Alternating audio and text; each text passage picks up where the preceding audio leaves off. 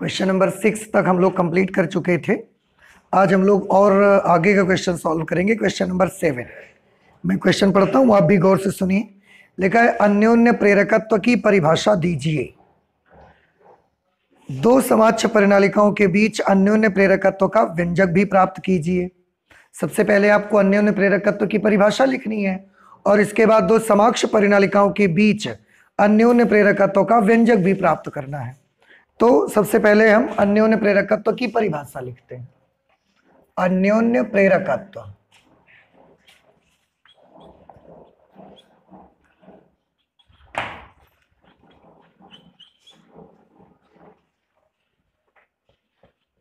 अन्योन्य प्रेरकत्व अंग्रेजी में म्यूचुअल इंडक्टेंस बोला जाता है या कोएफिशिएंट ऑफ म्यूचुअल इंडक्शन आप बोल सकते हैं। क्या होता है म्यूचुअल इंडक्शन, इसके बारे में आपने एक डेफिनेशन पढ़ी है कि किन्हीं दो कुंडलियों के बीच अन्योन्य प्रेरकत्व का मान किसी उन दोनों में से किसी एक कुंडली में उत्पन्न विद्युत वाहक बल के संख्यात्मक मान के बराबर होता है, जबकि दूसरी कुंडली में धारा परिवर्तन की दर एकांक हो। ठीक है, इस तरह से इसकी परिभाषा बनेगी। तो हम लिख लेते हैं, किन्हीं दो कुंडलियों के बीच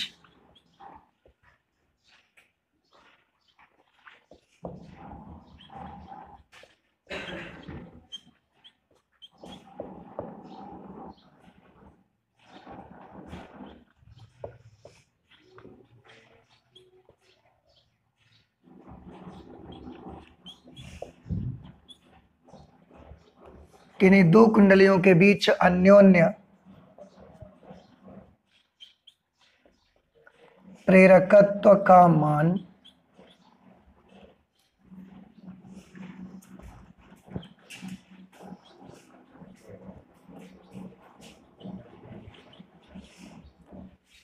दूसरी कुंडली में उत्पन्न विद्युत वाहक बल के बराबर होता है। विद्युत वाहक बल के संख्यात्मक मान के बराबर होता है। विद्युत वाहक बल के संख्यात्मक मान के बराबर होता है।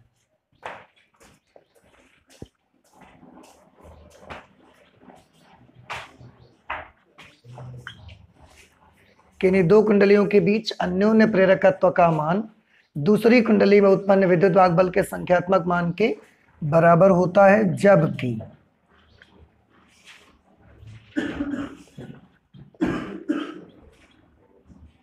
प्राथमिक कुंडली में, या आप यूं कह सकते हैं, जबकि पहली कुंडली में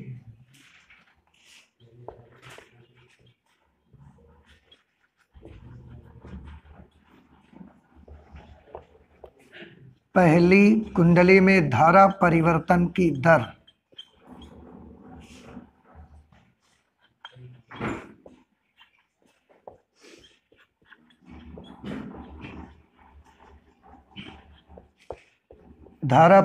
की दर एकांक हो। एक बार फिर से देख लें, म्यूचुअल इंडक्शन में दो कॉइल होंगी, उनमें से हम एक किसी कुंडली में धारा को बड़ी तेजी से परिवर्तित करेंगे तो उससे उसके चारों तरफ एक परिवर्ती चुंबकीय क्षेत्र बनेगा। उस परिवर्ती चुंबकीय क्षेत्र में भी दूसरी कुंडली भी उसी परिवर्ती चुंबकीय क्षेत्र में रखी है, तो इससे गुजरने वाले चुंबकीय फ्लक्स में तेजी से परिवर्तन होगा और फैराडे के नियम से इस कुंडली में एक विद्युत वाहक बल प्रेरित हो जाएगा।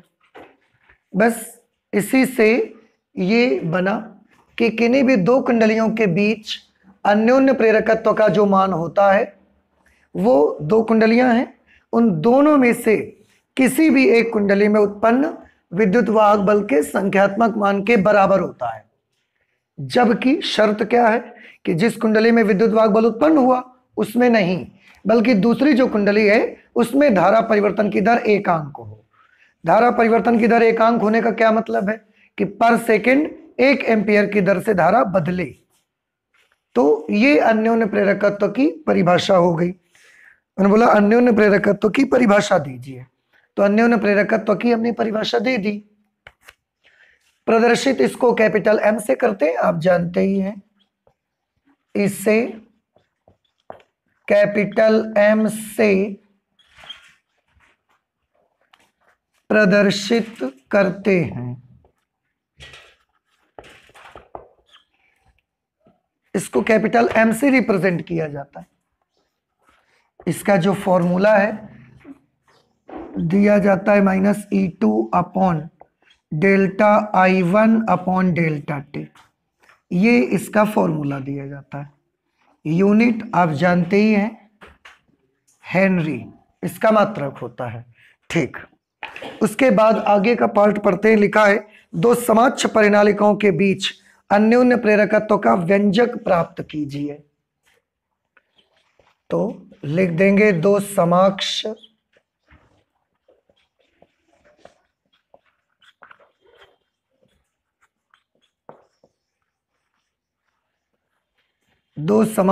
परिनालिकाओं के बीच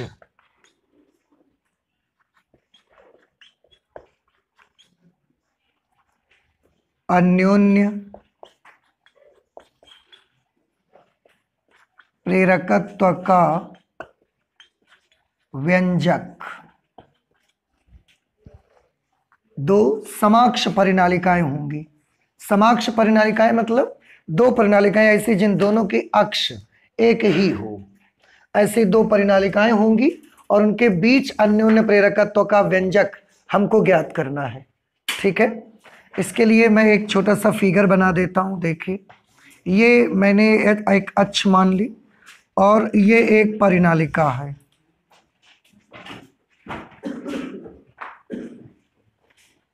ये हम एक परिनालिका मान लेते हैं।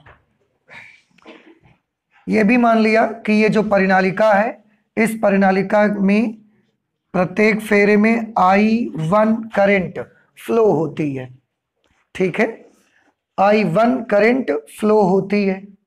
तो और इसमें फेरों की कुल संख्या N1 है, इसकी लंबाई L1 है। ये सारी चीजें मान लेते हैं। अब इसमें एक दूसरी कुंडली भी है और वो ऐसी लपेटी गई है कि उस वाली कुंडली का और इस वाली कुंडली का अक्ष दोनों का सेम है, तभी तो बनेंगी समाक्ष परिनालिकाएं। समाक्ष परिनालिका का मतलब ही होता है जो दो या दो से अधिक ऐसी परिनालिकाएं जिनकी अक्षें समान हो। अगर पहली वाली परिनालिका की अक्ष ये लाइन है तो दूसरी कुंडली ऐसी आपको लपेटनी है कि उसकी भी, उस प्रणालिका की भी जो एक्सिस हो यही लाइन बन जाए। ठीक है, तो इस तरीके से आपको लपेटना है दूसरी कॉइल। तो इसी के ऊपर ही दूसरी कॉइल भी लपेट दी जाती है। ऐसे दूसरी कॉइल इसी के ऊपर ही लपेट दी जाती है। ये हमने मान लिया नीचे वाली जो कॉइल हमने लपेटी वो प्राइमरी कॉइल है और जो ये ऊपर वाली कॉइल हमने लपेटी है ये सेकेंडरी कॉइल है। ठीक है, तो सबसे पहले यहां पर करेंगे, दो कॉइल्स हो गई। सबसे पहले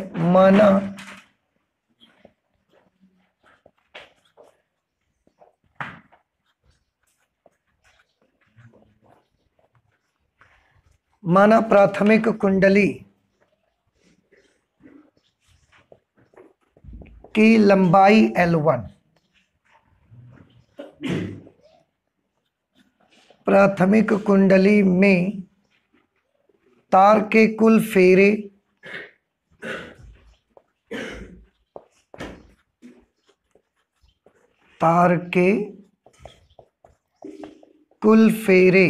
N1, प्राथमिक कुंडली में प्रवाहित धारा I1। ठीक है, अगर प्राथमिक कुंडली में लंबाई L1 है, फेरे N1 है टोटल और धारा I1 बह रही है तो प्राथमिक कुंडली के द्वारा उत्पन्न चुंबकीय क्षेत्र कितना होगा। इसलिए प्राथमिक कुंडली में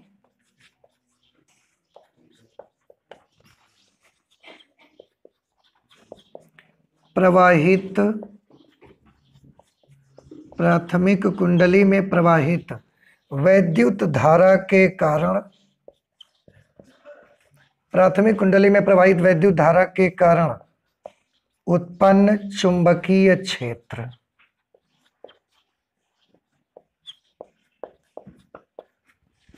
क्योंकि प्राथमिक कुंडली चुंबकीय क्षेत्र उत्पन्न कर रही है तो हम इसको B1 मान लेते हैं।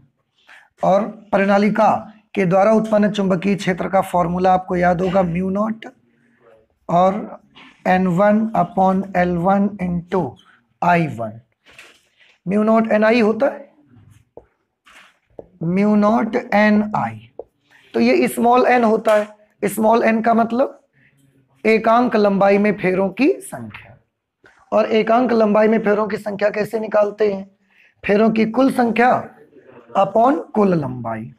तो ये जो प्राइमरी कॉइल होगी उसमें जो करंट बह रही है उसकी वजह से इतना चुंबकीय क्षेत्र वो उत्पन्न करेगी। अब क्योंकि उसी प्राइमरी कॉइल के ऊपर ये हमने दूसरी कॉइल ऐसे लपेट दी है तो ये जो चुंबकीय क्षेत्र होगा वो दूसरी कॉइल से भी बद्ध हो जाएगा। ठीक है, तो हम ये निकाल लेते हैं कि या दोनों कुंडलियों के बीच अन्योन्य प्रेरकत्व सीधे कर लेते हैं।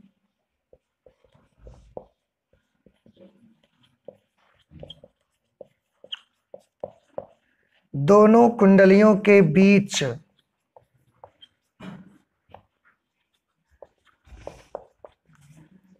अन्योन्य प्रेरकत्व। आपने बेटा अन्योन्य प्रेरकत्व का एक फॉर्मूला पढ़ा होगा जिसमें फॉर्मूला बना था N2∅2/I1, जहां N2 है द्वितीय कुंडली में फेरों की संख्या, ∅2 है दूसरी कुंडली के एक फेरे से बद्ध चुंबकीय फ्लक्स, और I1 है प्राथमिक कुंडली में बहने वाली धारा। तो ऐसे सिचुएशन पे M इज इक्वल टू, ये आप 1/I1 कर लो, N2 की जगह हमने N2 कर लिया, ∅2 का फॉर्मूला क्या होगा? फाई का फॉर्मूला क्या होता है? B इंटू ए। B यहां पर कौन बना रहा है? प्राइमरी कॉइल, तो B1 इंटू A2। क्यों? फिर से देखिए, 1/I1 तो 1/I1 रहा, N2 को हमने N2 लिखा रहने दिया, दूसरी कुंडली में फेरों की संख्या। ∅2 क्या चीज है? दूसरी कुंडली में प्रत्येक फेरे से बद्ध चुंबकीय फ्लक्स। ठीक, अब अगर दूसरी कुंडली के प्रत्येक फेरे से बद्ध चुंबकीय फ्लक्स है तो फ्लक्स का फॉर्मूला होता है B इंटू ए। तो B1, B तो पहली कुंडली बना रही तो B1 और इंटू A2। क्यों? क्योंकि दूसरी कुंडली से बद्ध चुंबकीय फ्लक्स है ना, तो एरिया तो दूसरी कुंडली का लेना पड़ेगा आपको। तो ये हमने यहां पर A2 लिख दिया। अब इसे और कैलकुलेट कर दो आप। M is equal to 1/I1 into N2। B1 की जगह ये वैल्यू नोट कर देंगे, mu naught N1/L1 into I1, और दूसरी कुंडली का क्षेत्रफल मान लेते हैं A है। ये जो सेकेंडरी कॉइल है इसका एरिया हमने कितना मान लिया? A मान लिया। अब आप देख सकते हैं I1 से I1 कैंसिल हो गया। अगर I1 से I1 कैंसिल हो गया तो M की वैल्यू कितनी मिलेगी आपको? M की वैल्यू मिलेगी mu naught N1 into N2, N1 into N2 into A/L1। ठीक है, तो इस तरह से दो कुंडलियों के बीच और दो समकक्ष परिनालिकाओं के बीच अन्योन्य प्रेरकत्व का व्यंजक आपके सामने निकल करके आ गया है। यही हमसे करने को बोला जा रहा था। अच्छा, इसी के साथ एक न्यूमेरिकल भी उन्होंने लगा के रखा हुआ है, उस न्यूमेरिकल को भी हम लोग सॉल्व करते हैं जरा। इसमें क्वेश्चन यही है, प्रश्न नंबर 7 ही है, लेकिन इसका न्यूमेरिकल पार्ट हम लगा रहे हैं।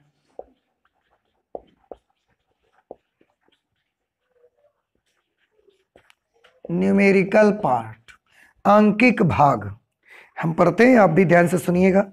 समीप रखी कुंडलियों के एक युग्म का मतलब दो कॉइल्स हैं, एक दूसरे के ऐसा नजदीक रखी हैं। समीप रखी दो कुंडलियों के एक युग्म का अन्योन्य प्रेरकत्व 1.5 हेनरी है। बेटा सबसे पहले हम ये नोट कर लेते हैं कि क्या चीजें हमको दी गई हैं। दिया है अन्योन्य प्रेरकत्व दिया जा रहा है, तो अन्योन्य प्रेरकत्व को तो हम m से लिखते हैं 1.5 हेनरी।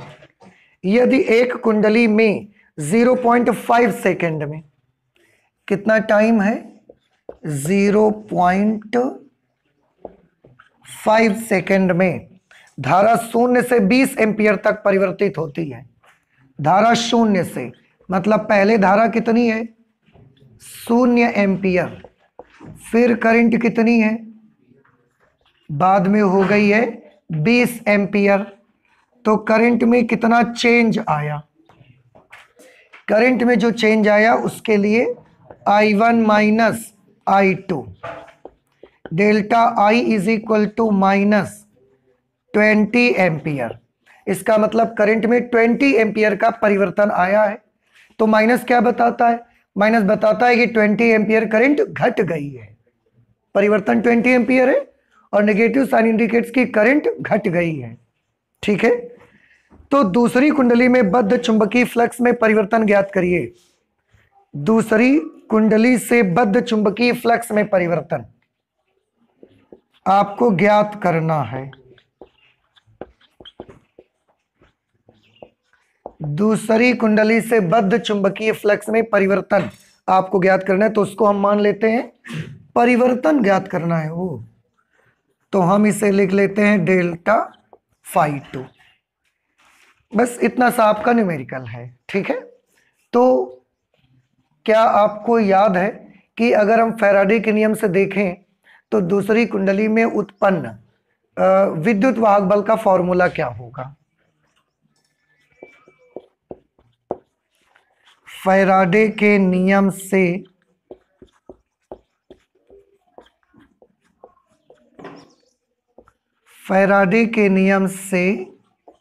द्वितीयक या दूसरी कुंडली में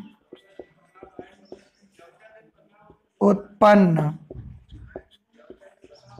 प्रेरित विद्युत वाहक बल E2 इज इक्वल टू, आपने फॉर्मूला पढ़ा है minus delta phi 2 upon delta T.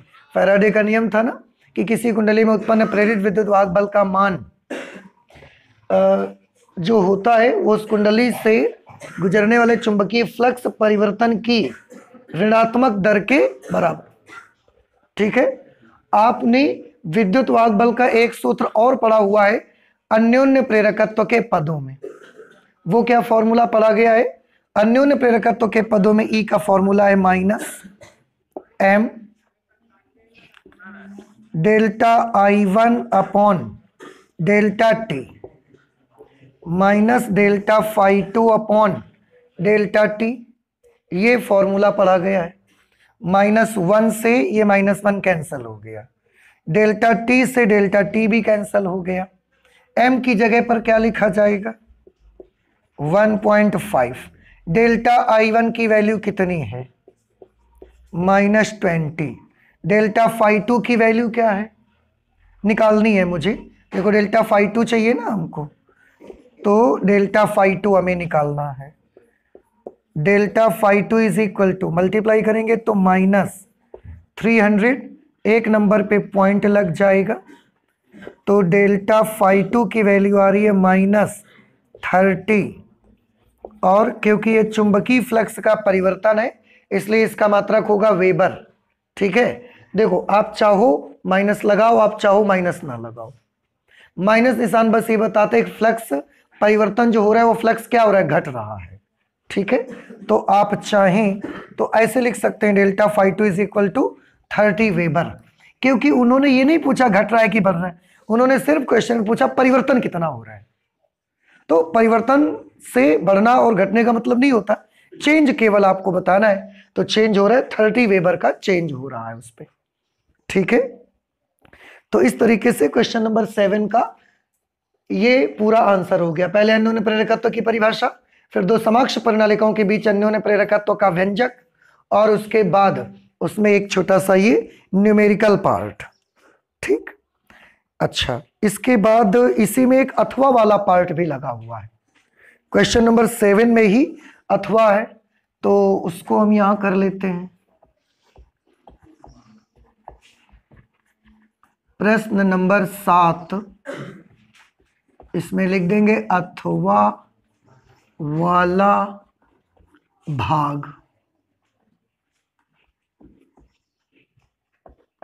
अथवा वाला भाग, अथवा वाले भाग में लिखा है श्रेणी अनुनादी परिपथ में आवृत्ति परिवर्तन तथा धारा परिवर्तन का वक्र दर्शाइए। ठीक है, तो हम यहां पर हेडिंग डालते हैं उत्तर। श्रेणी अनुनादी परिपथ में आवृत्ति परिवर्तन, श्रेणी अनुनादी परिपथ में आवृत्ति परिवर्तन तथा धारा परिवर्तन, आवृत्ति परिवर्तन तथा धारा परिवर्तन का वक्र। ये हमारा क्वेश्चन है। आपको याद होगा जब आप एलसीआर सीरीज सर्किट पढ़ रहे थे, श्रेणी अनुनादी परिपथ, श्रेणी अनुनादी परिपथ में जब आप एलसीआर सीरीज सर्किट पढ़ रहे थे, उस समय धारा परिवर्तन और आवृत्ति परिवर्तन के साथ एक ग्राफ आपको बना के दिखाया गया है। मैं बना के दिखाता हूं, आप इसको ध्यान से देखिए। उसके लिए ऐसे दो अक्ष हमको लेनी पड़ेंगी। ये जो एक्स अक्ष है इसमें हम ले लेते हैं आवृत्ति, इसमें हम आवृत्ति ले लेते हैं फ्रीक्वेंसी। ठीक, और इधर की तरफ हम ले लेते हैं करंट, धारा। और मान लेते हैं कि जो अनुनादी आवृत्ति है वो FR है, रेजोनेंट फ्रीक्वेंसी। ठीक है, तो इसका जो ग्राफ आता है वो ग्राफ इस तरीके का बनता है बेटा, आपको याद आ जाएगा अगर आपने इसको गौर से देखा होगा। तो इस तरह का ग्राफ बनेगा। एक पार्टिकुलर फ्रीक्वेंसी के लिए आपको करंट सबसे मैक्सिमम मिलेगी। वेरी गुड, ये वो पर्टिकुलर फ्रीक्वेंसी है जिसके लिए करंट सबसे ज्यादा मिल रही है। देखो इतनी करंट मिल रही है आपको, है ना। तो ये वाली पर्टिकुलर जो फ्रीक्वेंसी होती है इसी को बोला जाता है FR। FR means resonant frequency, अनुनादी आवृत्ति। FR stands for resonant frequency, और रेजोनेंट फ्रीक्वेंसी का फॉर्मूला होता है 1/2 pi under root LC। This is the formula for the resonant frequency. So this is the frequency at which current will be maximum. Current सबसे ज्यादा आपको मिलेगी। इससे अगर कम फ्रीक्वेंसी आरोपित करते हैं तो भी देखो करंट की वैल्यू क्या हो जाएगी, कम। अगर इससे ज्यादा फ्रीक्वेंसी आप उसको देते हैं तो भी करंट कम हो जाएगी। एक पर्टिकुलर फ्रीक्वेंसी देने पर ही करंट की वैल्यू सबसे ज्यादा होती है। ये है परिवर्तन। समझ में आया? इसको हम चाहें तो ऐसे लिख सकते हैं, for F which is less than FR और F which is greater than FR। अगर आरोपित आवृत्ति का मान रेजोनेंट फ्रीक्वेंसी से कम है या रेजोनेंट फ्रीक्वेंसी से ज्यादा है तो इस आवृत्ति के लिए परिपथ में धारा का मान कम होगा। तो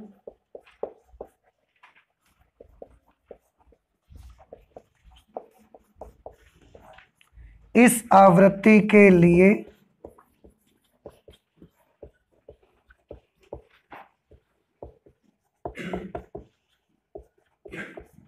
परिपथ में धारा का मान कम होता है। ठीक है, केवल किस फ्रीक्वेंसी के लिए परिपथ में धारा का मान ज्यादा होगा? रेजोनेंट फ्रीक्वेंसी के लिए सर्किट में करंट की वैल्यू अधिक होगी। बस ठीक है, तो ये हमने कर दिया, वक्र हमने दर्शा दिया। इसके साथ एक न्यूमेरिकल भी बेटा लगा हुआ है, तो मैं चाहूंगा कि आप इसे नोट करें और इसके बाद हम उस न्यूमेरिकल को सॉल्व करके आपको दिखाते हैं। ठीक है, प्रश्न नंबर 7 में जो अथवा वाला भाग हम लोग कर रहे हैं इस समय, इस अथवा वाले भाग का एक पार्ट तो हमने कंप्लीट कर दिया। दूसरा, इसका एक आंकिक भाग भी ऐसे में जोड़ा गया है, तो उसको अब हम सॉल्व करेंगे। आंकिक भाग मैं पढ़ता हूं, आप भी गौर से सुने। एक रेडियो में 800 किलोहर्ट्ज से 1200 किलोहर्ट्ज तक आवृत्ति परास वाली रेडियो संचरण बैंड समस्वरित की गई है। मतलब एक रेडियो है जिसमें 800 किलोहर्ट्ज से लेकर के 1200 किलोहर्ट्ज तक की आवृत्ति परास वाली जो रेडियो तरंगे हैं उनको ट्यून किया गया है। यदि इसके परिपथ में एक स्वप्रेरकत्व 200 माइक्रो हेनरी का हो तो परिवर्ती धारिता वाले संधारित्र की धारिता का परास ज्ञात करिए। सबसे पहले मैं ये नोट कर लेता हूं कि हमको कौन सी चीजें दी गई हैं। दिया गया है, दो हमको आवृत्ति का परास दिया गया है, तो पहले वे एक आवृत्ति को मैं F1 लिख लेता हूं और दूसरी फ्रीक्वेंसी को हम लिख लेते हैं F2। तो F1 की वैल्यू है 800 किलो हर्ट्ज, 800 किलो हर्ट्ज। इसे बेटा हर्ट्ज में कन्वर्ट करेंगे हम, तो 10⁻³ से मल्टीप्लाई करेंगे। देखो 10⁻² ऑलरेडी इसके पास है, 10⁻³ से मल्टीप्लाई करेंगे तो 10⁵ हर्ट्ज। ऐसा ही आवृत्ति परिसर का दूसरी वैल्यू दी गई है 1200 किलो हर्ट्ज। 1200 किलो हर्ट्ज को जब आप हर्ट्ज में बदलेंगे तो 12 × 10⁵ हर्ट्ज हो जाएगा। इसमें एक स्वप्रेरकत्व दिया गया है, that is equal to 200 micro henry. Micro henry को हेनरी में कन्वर्ट करिए, 10⁻⁻6 से मल्टीप्लाई करेंगे, 2 × 10⁻⁴ हेनरी। ये L की वैल्यू दी गई। तो इतनी वैल्यूज हमको दी गई हैं बेटा। अब इसके बाद ज्ञात क्या करना है उसको नोट कर लेते हैं जरा। हम पढ़ते हैं फिर से, लिखा हुआ है तो परिवर्ती धारिता वाले संधारित्र की धारिता का परास ज्ञात करना है। मतलब धारिता का परास मतलब मिनिमम कैपेसिटेंस और मैक्सिमम कैपेसिटेंस। ठीक है, तो आप ऐसे कर लो ना, एक को C1 मान लो और दूसरे को C2 मान लो। एक हो जाएगा C1, एक हो जाएगा C2, एक मिनिमम कैपेसिटेंस, एक मैक्सिमम कैपेसिटेंस। बस ये रेंज आपको पता लगाना है। इतनी सारी चीजें हमको गिवन है, ये हमको ज्ञात करना है। अब हम हल पे आते हैं, सॉल्यूशन। सॉल्यूशन के लिए आपको याद होगा प्रत्यावर्ती धारा परिपथ में या जो हमारा ये सर्किट है इसमें अनुनादी आवृत्ति का फॉर्मूला क्या होता है। अनुनादी आवृत्ति, अनुनादी आवृत्ति का जो फॉर्मूला होता है वो होता है F = 1/2π√LC। हमें तो C की वैल्यू चाहिए ना, तो हम इसको C के लिए सॉल्व कर लेते हैं। दोनों पक्षों का पहले वर्ग कर दीजिए, तो F² =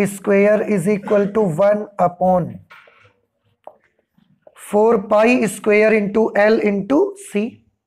हम C निकालेंगे यहां से, तो C की वैल्यू आ जाएगी 1/4π² L × F²। ठीक, ये धारिता का सूत्र बन गया। अब हमको करना ये है, एक बार F1 की ये वाली वैल्यू लेनी है और सॉल्व करके C निकालना है, एक बार F2 की ये वाली वैल्यू लेनी है, सॉरी ये, और सॉल्व करके C की वैल्यू हमको निकालनी है। ठीक, तो for F1 C1 is equal to F1 के लिए C1 मान लेते हैं। क्या वैल्यू बनेगी? 1/4 पाई स्क्वेयर L इंटू और F1 स्क्वेयर। F1 के लिए हम C1 निकालना चाहते हैं, तो C1 इज इक्वल टू 1/4 की जगह पर 4, पाई स्क्वेयर की वैल्यू 9.86। पाई स्क्वायर की वैल्यू कितनी होगी? 9.86। पाई की वैल्यू 3.14 होती है ना, तो पाई स्क्वायर की वैल्यू 9.86। एल की वैल्यू कितनी है? 2 इंटू 10⁻⁻4, 2 इंटू 10⁻⁻4। F1 का स्क्वायर, इसका स्क्वायर करोगे तो 8 का स्क्वायर करेंगे 64, और इसका स्क्वायर करेंगे 10⁻10। पॉइंट हटाएंगे, 2 0 बढ़ा देंगे ऊपर। C1 इज इक्वल टू, आप देख सकते हैं यहां पर कि 4 से इसको कैंसिल अगर करें हम, 25 टाइम्स में कैंसिल हो जाएगा।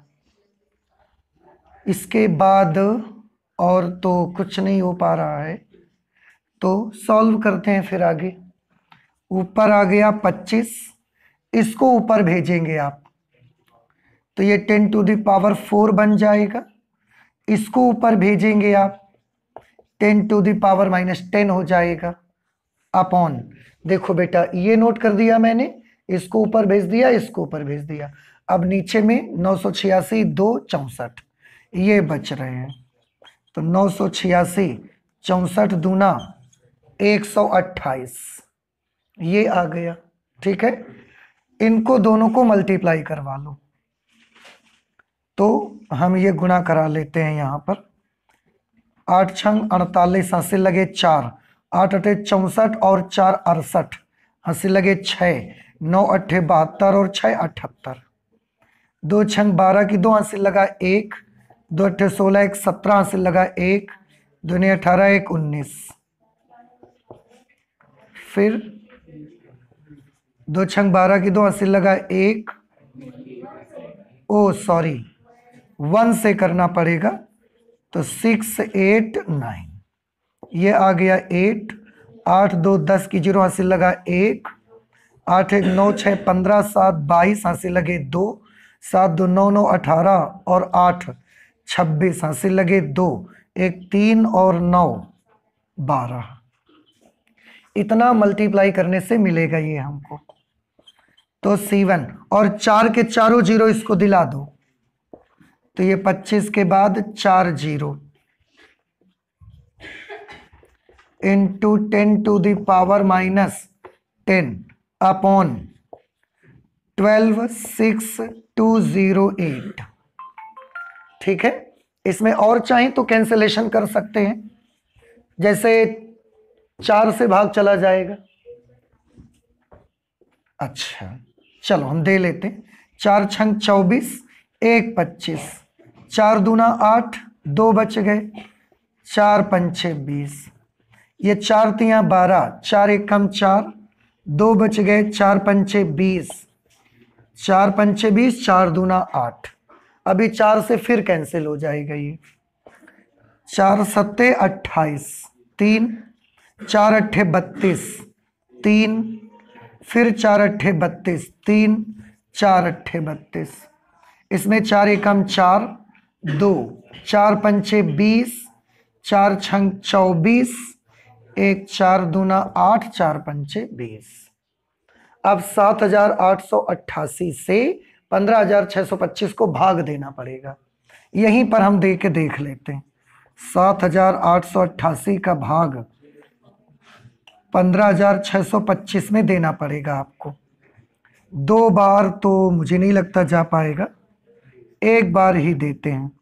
7 8 8 8, 15 में 8 गए 7, 11 में 8 चले गए तो 3, फिर 5 बचे, 15 में 8 गए 7, 14 में 7 चले गए तो 7, दशमलव लगाया 0 बढ़ा दिया,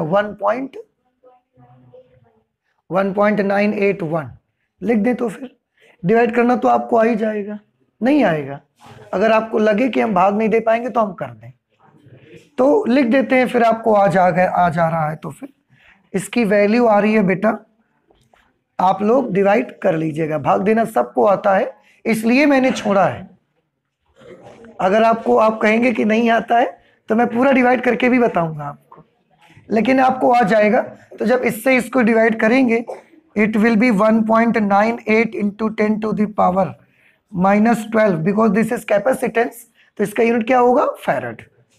ठीक, हम चाहें तो इसको पिको फैरड में बदल सकते हैं। कैसे पिको फैरड में बदल सकते हैं? ये आ जाएगा 198 पिको फैरड, या देखो कैसे, हाँ इधर 2 अंक खिसकाएंगे तो माइनस की 2 पावर और यहां पर बढ़ जाएंगी, तो 198 इंटू 10 टू द पावर -12 बन जाएगा ये वैल्यू, सॉरी -12 फैरड, और -12 फैरड का क्या हो गया? Pico farad. तो C1 की वैल्यू आ गई 198 पिको फैरड। क्लियर? इसी प्रकार फॉर F2 दूसरी वाली फ्रीक्वेंसी के लिए C2 की वैल्यू, तो C2 के लिए फिर से वही फॉर्मूला 1/4 पाई square L into F2 square. फिर से बेटा सारी वैल्यूज लिखेंगे, 4 की जगह 4, पाई स्क्वायर 9.86, L की जगह 2 इंटू 10 टू द पावर -4, और F2 स्क्वेयर, F2 का स्क्वेयर करेंगे, 12 का स्क्वेयर 144 गुणे 10 की घात 10। सेम प्रोसेस से इसको भी कैलकुलेट करिए। आपने किया किसी ने? कितना बना इसकी वैल्यू? 88 pico farad. ठीक है, देखो अब इसका कैलकुलेशन हमने नहीं किया भाई, अगर आपको लगे कि आप नहीं कर पा रहे हैं तो मैं कर दूं, अभी देखो कर लेंगे ना। ठीक, तो ये इसकी वैल्यू कितनी आ जाएगी? 88 पिको फैरड। इसका मतलब ये हुआ कि धारिता का परिसर कितना बना? 88 पिको फैरड से लेकर 198 पिको। मिनिमम कैपेसिटेंस ये है, मैक्सिमम ये वाला है, इसलिए धारिता परिसर, धारिता का परिसर, तो धारिता का परिसर बना 98 पिको फैरड से लेकर के 198 पिको फैरड तक, ये कैपेसिटेंस का रेंज बना, और यही पूछा भी गया था हम लोगों से। तो इस तरीके से 7 नंबर क्वेश्चन हमने पूरा का पूरा कंप्लीट कर लिया है। ठीक है, आप इसको नोट कर लीजिए। इसके बाद 8 नंबर पर हम आते हैं। क्वेश्चन नंबर 8 हम पढ़ते हैं, आप भी देखिए। लिखा है प्रकाश व्यतिकरण से क्या तात्पर्य है, यानी कि प्रकाश का जो व्यतिकरण होता है उससे क्या समझते हैं आप, क्या मतलब है आपका, व्यतिकरण किसको कहते हैं, ये आपको लिखना है। एक व्यतिकारी पुंज के मार्ग में पतली पारदर्शक प्लेट रखने से किसी व्यतिकरण फ्रिंज के विस्थापन का व्यंजक निकालिए। यदि केंद्रीय फ्रिंज की तीव्रता I0 हो तो एक स्लिट को बंद करने पर इस स्थान पर तीव्रता क्या होगी, ये भी आपको पता लगाना है। तो हम स्टार्ट करते हैं क्वेश्चन नंबर 8, इधर कर दें।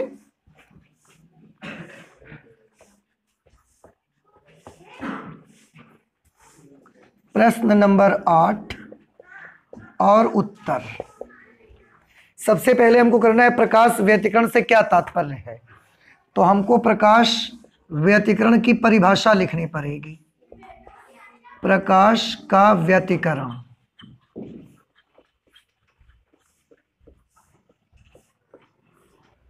प्रकाश के व्यतिकरण की हमको डेफिनेशन लिखनी पड़ेगी।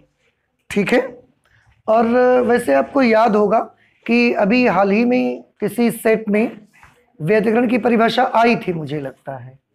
देखो किस सेट में आई थी, जरा नहीं आई थी तो हम लिख दें, और अगर आई थी तो प्लीज आप वहां से ले लीजिए इसको।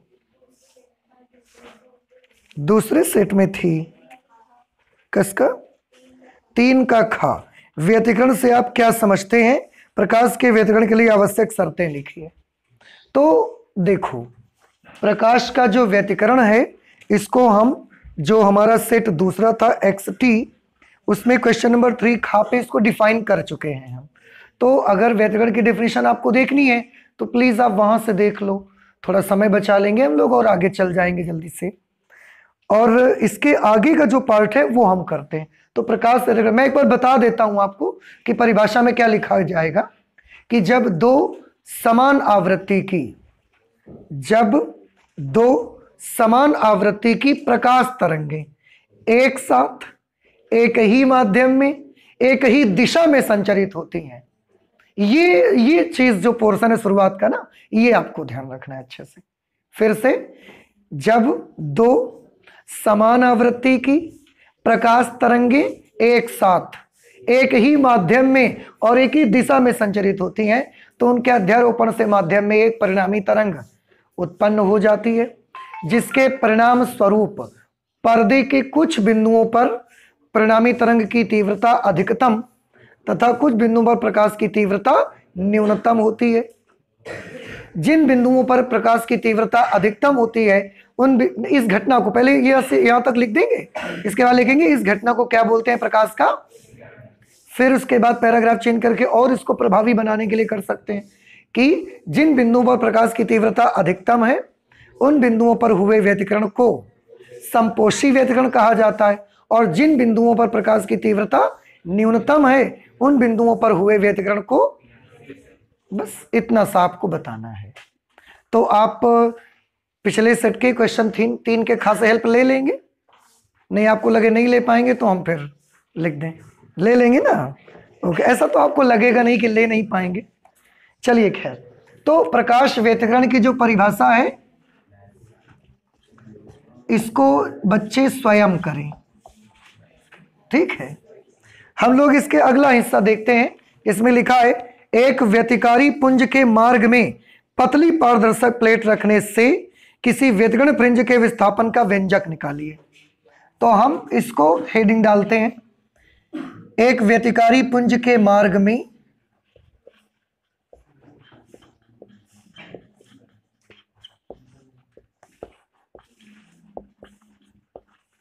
एक व्यतिकारी पुंज के मार्ग में पतली पारदर्शक प्लेट रखने से, एक व्यतिकारी पुंज के मार्ग में पतली पारदर्शक प्लेट रखने से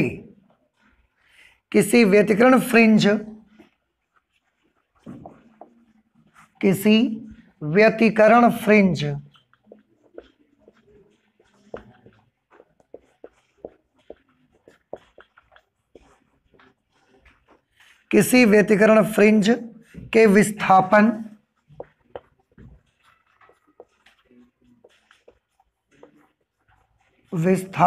का व्यंजक।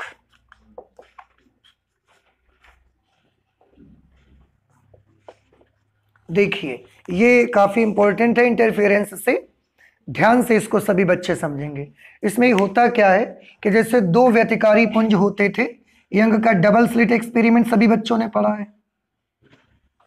ऐसे उसमें फिगर बनता था, यहां स्लिट S1 है, ये स्लिट S2 है, यहां पर इससे कुछ दूरी पर एक पर्दा हमने लगाया,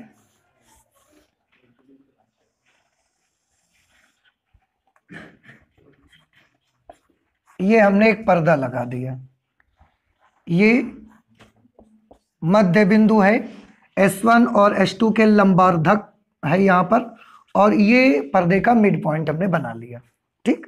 यहां पर बनेगी सेंट्रल ऑर्डर फ्रिंज बनती है, तो ये हमने C मान लिया इसको। दोनों स्लिटों के बीच का जो डिस्टेंस है स्मॉल d, स्लिटों से जो पर्दे का डिस्टेंस है वो हम मान लेते हैं कैपिटल D, ठीक है। अच्छा, इससे कुछ ऊंचाई ऊपर यहां पर हम एक बिंदु P मान लेते हैं, यहां पर फ्रिंज बन रही है। अब क्या होगा कि S1 से भी यहां पर प्रकाश तरंग पहुंचेगी, S2 से भी पहुंचेगी, तो दो व्यतिकारी तरंगे हो गई। एक व्यतिकारी तरंग कहां से पहुंचेगी, S1 से, और दूसरी व्यतिकारी तरंग पहुंचेगी S2 से।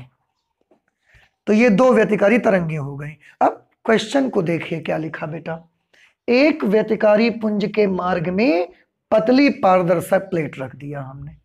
कितनी व्यतिकारी पुंज है यहां पर, दो। एक S1 से P तक पहुंचा, एक S2 से P तक पहुंच रहा है। उन दोनों में से एक के रास्ते पर हम क्या कर देते हैं, एक पतली सी पारदर्शक प्लेट, पारदर्शक मतलब लाइट उससे पार पार हो जाए, इसी के रास्ते पर रख देते हैं। ये हमने एक पतली पारदर्शक प्लेट रख दिया ऐसे। हमने मान लिया कि ये जो प्लेट हमने रखी है उसकी मोटाई कितनी है, T, ठीक। ये पतली पारदर्शक प्लेट हमने रख दिया, ट्रांसपेरेंट। ये भी मान लिया कि ये जिस भी पदार्थ की बनी हुई है उस पदार्थ का जो अपवर्तनांक है वो अपवर्तनांक आप कुछ मान सकते हो, म्यू मान सकते हो अपवर्तनांक, ठीक है। तो T मोटाई की है और उसके पदार्थ का अपवर्तनांक कितना है, म्यू। तो यहां पर लिख दिया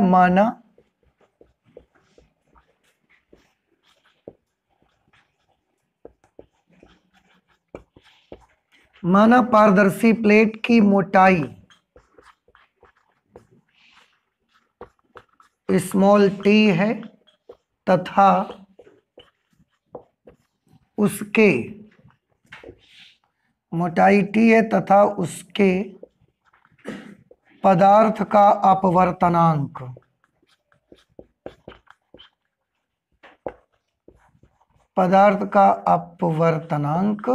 म्यू है। अब बेटा ध्यान से देखना, ये वाली जो प्रकाश पुंज है, लाइट रे है, ये तो ऐसे चली जाएगी, पर इस प्रकाश पुंज को जाते समय थोड़ी दूर हवा में चलना है और T मोटाई तक किस में चलना है, पारदर्शक प्लेट के भीतर चलना है। ऐसे अगर कोई पारदर्शक प्लेट आपने लगा दी तो बाकी टाइम तक तो इसको कहां पर चलना है, एयर में चलना है, लेकिन T मोटाई तक इसको उस प्लेट के अंदर चलना पड़ेगा, पारदर्शी प्लेट के अंदर। तो हम पहले ये निकाल लेते हैं कि जो S1 से P तक व्यतिकारी पुंज पहुंच रहा है, S1 से P तक जो पहुंच रहा है, इस व्यतिकारी पुंज को P तक पहुंचने में कितना टाइम लगेगा। क्यों, इसका टाइम क्यों पता लगा रहे हैं, क्योंकि इसे तो पूरा टाइम एयर में चलना है, लेकिन इसको कुछ दूर तक एयर में चलना है और कुछ दूर तक पारदर्शी प्लेट के अंदर चलना है। अभी क्या आप मुझे बता सकते हैं कि यहां से अगर यहां तक का डिस्टेंस S1P है तो कितनी दूर तक ये हवा में चलेगी और कितनी दूर तक ये प्लेट के अंदर चलेगी। T दूरी तक ये प्लेट के अंदर चलेगी, लेकिन S1P माइनस T दूरी तक इसको कहां चलना पड़ेगा, हवा में चलना पड़ेगा। तो हम ये मान लेते हैं कि S1 से चलने वाले प्रकाश पुंज को P तक पहुंचने में लगा समय, तब S1 से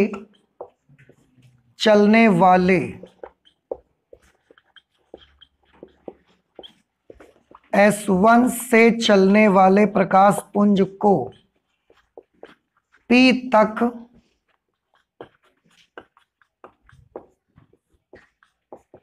पहुंचने में लगा समय निकालेंगे दूरी बटे चाल। अब ध्यान देने की बेटा बात यह है कि दूरियां भी यहां दो तरह की हैं, एक वायु में दूरी और एक प्लेट में दूरी।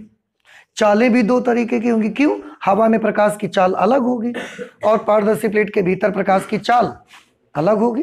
इसलिए टोटल समय कैसे निकालें, तो हम एक काम करेंगे, वायु में जितनी दूर चला वो दूरी बटे चाल ले लेंगे, तो वायु में चलने में लगा समय आ जाएगा। फिर पारदर्शी प्लेट के लिए दूरी बटे चाल ले लेंगे तो उसमें लगा समय आ जाएगा। भाई समय का बेसिक फॉर्मूला तो ये होता है ना, समय बराबर दूरी बटे चाल। अब दो प्रकार की दूरियां हैं, दो ही प्रकार की चालें हैं यहां पर। तो देखो, समय बराबर दूरी बटे चाल, पहले एयर वाला लो, तो एयर में दूर कितना चलना पड़ेगा, S1P माइनस T, और एयर में चाल कितनी, C, वेरी गुड, प्लस फिर प्लेट के अंदर कितनी दूर चलना पड़ेगा, टी दूरी तक, दूरी बटे चाल, तो क्या प्लेट के भीतर चाल सी लिख दें? नहीं, उसके भीतर हम चाल लिख लेते हैं v। बताइए ये बात को समझ आई कि नहीं आई? फिर से S1P माइनस टी क्या है? S1 से P तक प्रकाश पुंज के द्वारा वायु में चली गई दूरी, और C क्या है? वायु में प्रकाश पुंज की चाल। T क्या है? प्लेट के भीतर चली गई दूरी, और V क्या है? प्लेट के भीतर जब चलेगा तो उस समय चाल। आपको बेटा याद होगा V और N के बीच एक रिलेशन होता है, परंतु mu is equal to C upon V, therefore V is equal to C upon mu. ये V की जगह पर लिख दो, इसलिए कुल समय बराबर S1P minus T upon C plus T की जगह टी लिखेंगे, V की जगह C upon mu. C upon mu करेंगे बेटा तो ये पलटकर ऊपर पहुंच जाएगा। नहीं समझ आया?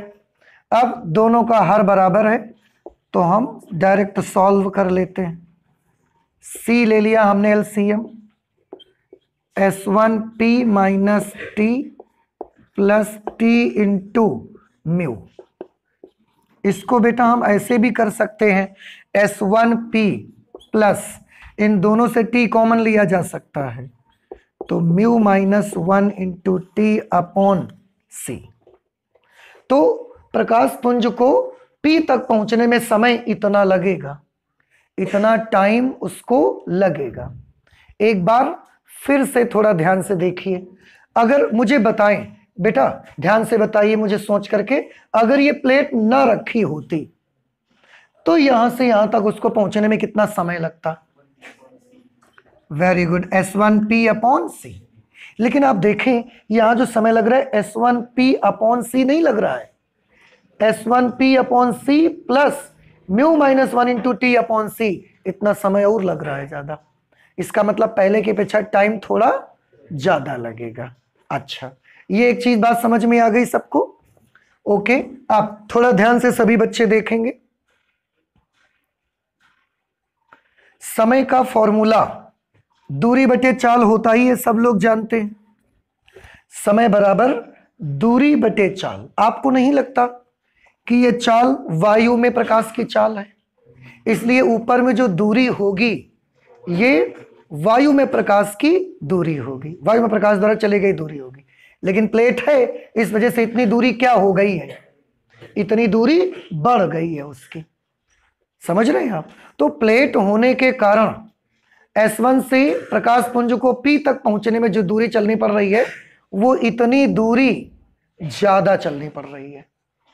समझ आ रहा है? तो हम ये लिख सकते हैं प्लेट के कारण या पारदर्शी प्लेट के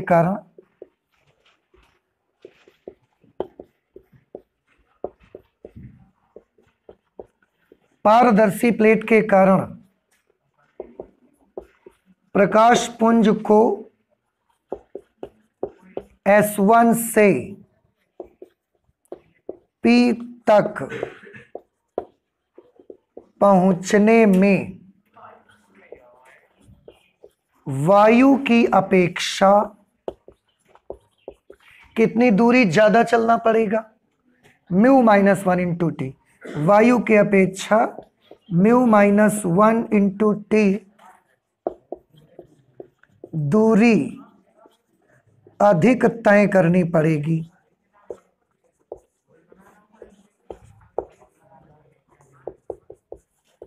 तो ये भी एक चीज आपको दिमाग में रखना है कि पारदर्शी प्लेट के कारण पुंज को S1 से P तक पहुंचने में वायु की अपेक्षा म्यू माइनस 1 इंटू टी दूरी अधिक तय करनी पड़ेगी। ठीक है? इसलिए देखो, इसका मतलब क्या हुआ कि S1 से P तक पहुंचने वाले पुंज को कितनी दूर चलना पड़ा है? यही तो दूरी है बेटा। आप देखो ना, समय बराबर दूरी बटे चाल। मैं आपको यही थोड़ा समझाना चाहता हूं कि समय बराबर दूरी बटे चाल। चाल है ये, तो ये ऊपर वाला पूरा का पूरा हिस्सा क्या बन गया? दूरी। तो S1 से P तक की दूरी इतनी आ गई। S1 से P तक दूरी कितनी आ गई, S1P plus mu minus 1 into T. अच्छा, ये तो यहां से यहां तक वाली पुंज को चलने में जो दूरी तय करना पड़ा वो दूरी है। ये वाले पुंज को कितनी दूर चलना पड़ेगा, S2P। तो दोनों पुंज के पथ में कितने का अंतर होगा बताइए। इसलिए S1 व S2 से चलने वाले प्रकाश पुंजों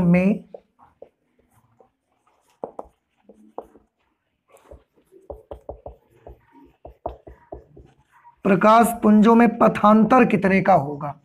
क्या किया जाए, पथांतर के लिए इसका रास्ता अगर लंबा है, इसका रास्ता छोटा, तो लंबे रास्ते में छोटे रास्ते को माइनस करते थे ना। जब ये नहीं रखते थे तो याद करो H2P माइनस S1P करते थे। तो पथांतर के लिए H2P माइनस, और S1P नहीं करना बेटा, ये वाली लंबाई करनी है ना आपको, तो क्योंकि यहां से यहां तक की दूरी कितनी है, इतनी, ये वाली दूरी है H2P। तो अंतर कैसे निकालोगे, जब H2P में इसे माइनस कर दोगे, तो माइनस करोगे तो S1P minus mu minus 1 into T. Minus किया तो ये निशान चेंज हो गया। अब आप याद करें बेटा, परंतु हम जानते हैं कि आप लोगों को भी मालूम है कि S2P माइनस S1P की वैल्यू कितनी होती है। S2P माइनस S1P की वैल्यू कितनी आती है। S2P माइनस S1P, अगर यहां पर MV दीप्त फ्रिंज बन रही है, या M ये डिस्टेंस अगर हम X मान लें या XM मान लें, तो S2P माइनस S1P की वैल्यू होती थी D upon capital D into XM। याद करिए थोड़ा सा, इंटरफेरेंस में आपको ध्यान होना चाहिए कि अगर ये प्लेट नहीं रखी होती तो S2P माइनस S1P की value D upon capital D into XM के बराबर ये वैल्यू आती है। अगर आपके पास कॉपी है तो प्लीज आप इसको पलट के देख सकते हो। तो हम H2P माइनस S1P की जगह नोट कर देते हैं। इसलिए पथांतर कितना बनेगा बेटा, H2P माइनस S1P की जगह तो ये नोट कर देंगे D upon capital D into XM और minus mu minus 1 into T. तो ये आ गया दोनों व्यतिकारी पुंजों के बीच पथांतर। पथांतर आ गया। अब पथांतर से ही हम फ्रिंजों के बारे में जानकारी ले सकते हैं। आपने पढ़ा है कि अगर पथांतर लैम्डा का पूर्ण गुणज है तो फ्रिंज कैसी बनेंगी, दीप्त फ्रिंज। तो बिंदु P पर दीप्त फ्रिंज के लिए, बिंदु P पर दीप्त फ्रिंजों के लिए, मतलब ये मान लिया कि अगर बिंदु P पर दीप्त फ्रिंज बनती है, तो बिंदु P पर दीप्त फ्रिंज के लिए, बिंदु P पर दीप्त फ्रिंज के लिए जो पथांतर होना चाहिए, चाहो तो आप यहां लिख सकते हो MV दीप्त फ्रिंज के लिए पथांतर जो होना चाहिए वो M लैम्डा के बराबर होना चाहिए। पथांतर निकाला कितना है अभी आपने, D upon capital D into XM minus mu minus 1 into T is equal to M lambda. ठीक है, अब यहां से हम XM निकालना चाहते हैं, इसको उधर भेज दो पहले, तो ये बन जाएगा D upon capital D into XM is equal to M lambda plus mu minus 1 into T. ठीक है, इस तरह से XM की वैल्यू कितनी आएगी, ये नंबर उधर जाके पलट के मल्टीप्लाई हो जाएगा। तो M D lambda upon small d plus capital D upon small d mu minus 1 into T. देखो बेटा ये XM क्या है, बता सकते हैं आप मुझे कि XM क्या चीज है। अभी हमने लिखा है XM है बिंदु P पर MV दीप्त फ्रिंज के लिए, इसका मतलब है XM है केंद्रीय दीप्त फ्रिंज से MV दीप्त फ्रिंज की दूरी। तो ये XM क्या है? केंद्रीय दीप्त फ्रिंज से केंद्रीय दीप्त फ्रिंज से MV दीप्त फ्रिंज की दूरी ये है। और वो भी कब? जब एक पारदर्शी पुंज के मार्ग में पारदर्शी प्लेट रखी हुई है तब। समझ रहे हैं आप? अब अगर ये पारदर्शी प्लेट ना रखी होती तो यही दीप्त फ्रिंज कितनी दूरी पर बनती, हम ये निकालना चाहते हैं। यदि एक व्यतिकारी पुंज के मार्ग में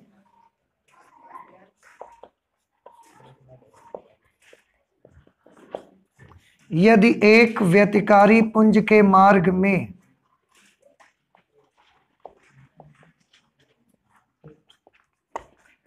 पारदर्शी प्लेट ना रखी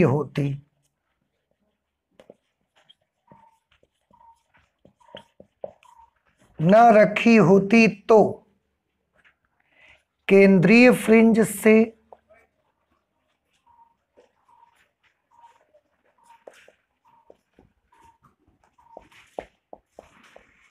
MV दीप्त फ्रिंज की दूरी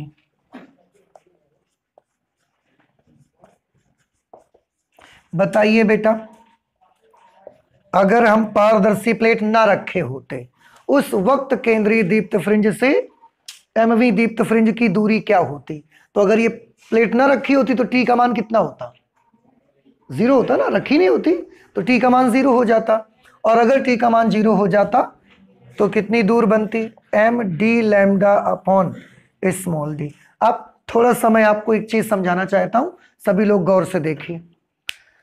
जब इसमें से एक पुंज के मार्ग में पारदर्शी प्लेट रखी है तो ये केंद्रीय दीप्त फ्रिंज से इतनी दूरी पर MV दीप्त फ्रिंज बनती है।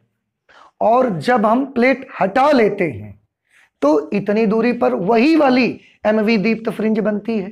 तो क्या आप बता सकते हैं कि प्लेट के रखने से कितना दूर चली जाती है फ्रिंज? ये कैसे निकाला जाए? सोचो कैसे निकाला जाए। फिर से समझिए, प्लेट नहीं रखते हैं तो ये सेंट्रल ऑर्डर फ्रिंज है, यहां से इतनी दूरी पर फ्रिंज MV फ्रिंज बनती है। ये प्लेट अगर हम रख देते हैं तो यहां बनती है जाकर के। इसका मतलब प्लेट रखने से इतना खिसक गई, यहां से यहां चली गई। देखो ना, थोड़ा सा सोचो, नहीं समझ में आई बात? फिर से प्लेट नहीं रखो तो MV दीप्त फ्रिंज यहां बन जाती है, प्लेट रख दो यहां बनती है जाकर के। इतना खिसक गई, कितना खिसक गई, ये कैसे निकाला जाए? इसमें से इसको क्या कर दिया जाए? माइनस कर दिया जाए। इसलिए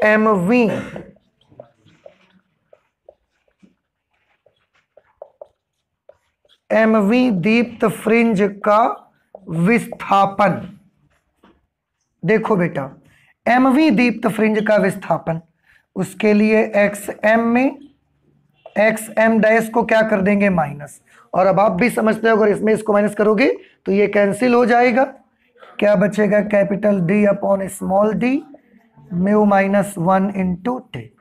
और एक चीज देखो, ये कौन सी फ्रिंज खिसकी है? MV, लेकिन इसके सूत्र में कहीं M नहीं आ रहा है। इसका मतलब है इतना न सिर्फ MV फ्रिंज खिसकेगी बल्कि पूरी की पूरी फ्रिंजें इतना खिसक जाएंगी। अगर इस फॉर्मूले में M आ रहा होता तो हम कहते हैं कि केवल MV वाली खिसकेगी, नहीं, पूरा का पूरा पैटर्न ही इतना खिसक जाएगा। और याद रखिए, ये बड़ा इंपॉर्टेंट क्वेश्चन है। फिर से देखिए, पारदर्शी प्लेट रखने से जो केवल MV नहीं बल्कि पूरा का पूरा इंटरफेरेंस पैटर्न ही खिसकता है। किसकी ओर खिसकता है? जिसके मार्ग में पारदर्शी प्लेट रखते हो। अगर ऊपर वाली के मार्ग में पारदर्शी प्लेट रखी है तो ऊपर की ओर खिसक जाता है। अगर नीचे वाले के मार्ग में रखोगे तो नीचे की ओर खिसक जाता है। कितना विस्थापन होता है? इतना विस्थापन हो जाता है। ये वैल्यू आ जाएगी क्वेश्चन नंबर 8 पर। ये कुछ बात समझ आई आपको? तो इस तरह से इसको आप सॉल्व कर सकते हो। इसी में बेटा एक छोटा सा न्यूमेरिकल लगा दिया है उन्होंने, उसको भी हम सॉल्व कर ही देते हैं, नहीं तो, ताकि ये क्वेश्चन कंप्लीट हो जाए। न्यूमेरिकल पार्ट लिखा है, यदि केंद्रीय फ्रिंज की तीव्रता आई नॉट हो, जो केंद्रीय फ्रिंज है यहां पर प्रकाश की तीव्रता आई नॉट हो, तो एक स्लिट को बंद करने पर इस स्थान पर तीव्रता क्या होगी? आप देखें, जब दोनों पहुंच रही हैं तो कितनी तीव्रता है? I nought. इसका मतलब है I nought is directly proportional to a plus a का होल स्क्वायर। ठीक है। और जब एक नहीं पहुंचेगी तरंग, उस समय हम आई डैश मान लेते हैं। तो एक तरंग नहीं पहुंचेगी तो एक का आयाम नहीं पहुंचेगा, केवल एक ही वेव का आयाम पहुंचेगा। तो ये हो गई इक्वेशन नंबर 1, ये इक्वेशन नंबर 2। फिर से एक बार देखो, ये कब की तीव्रता है? जब दोनों तरंगे पहुंच रही हैं। आपको फॉर्मूला याद होगा, I is directly proportional to A1 plus A2 whole square. और जब एक नहीं पहुंच पा रही है, एक ही पहुंच रही है, तो एक का एक खत्म हो गया, एक ही तो ये बचा। अब इसकी वैल्यू आपको पता लगानी है कि अगर एक ही पहुंचेगी तो तीव्रता का मान क्या होगा। उसके लिए हम एक काम करते हैं, I nought upon I dash is equal to, I nought की वैल्यू 4a स्क्वायर और आई डैश की वैल्यू a स्क्वायर। इससे ये कैंसल, तो I dash is equal to I nought upon 4। I dash यहां भेज दो, 4 यहां भेज दो। I dash is equal to I nought upon 4 means अगर एक केवल प्रकाश पुंज पहुंचेगा तो उस समय जो तीव्रता मिलेगी वो दोनों की वजह से जो तीव्रता बनती थी उसकी 1/4 मिलेगी। ठीक है। तो ये क्वेश्चन नंबर 8 हमने कंप्लीट कर लिया। इसके बाद जब आप कल आएंगे तो क्वेश्चन नंबर 9 में बस एक छोटा सा न्यूमेरिकल है, उसको लगाएंगे क्योंकि बाकी क्वेश्चन आपके सिलेबस में नहीं है। तो आज हम लोग फिजिक्स में इतना ही रखते हैं, आगे और भी पढ़ाई करेंगे लेकिन नेक्स्ट क्लास पे करेंगे। तो आई होप कि ये चीज आपको समझ आई होगी। मतलब अच्छा डेरिवेशन है, आप सभी लोग इसको तैयार करो। तो चलते हैं, मिलते हैं नेक्स्ट क्लास पे। Thank you.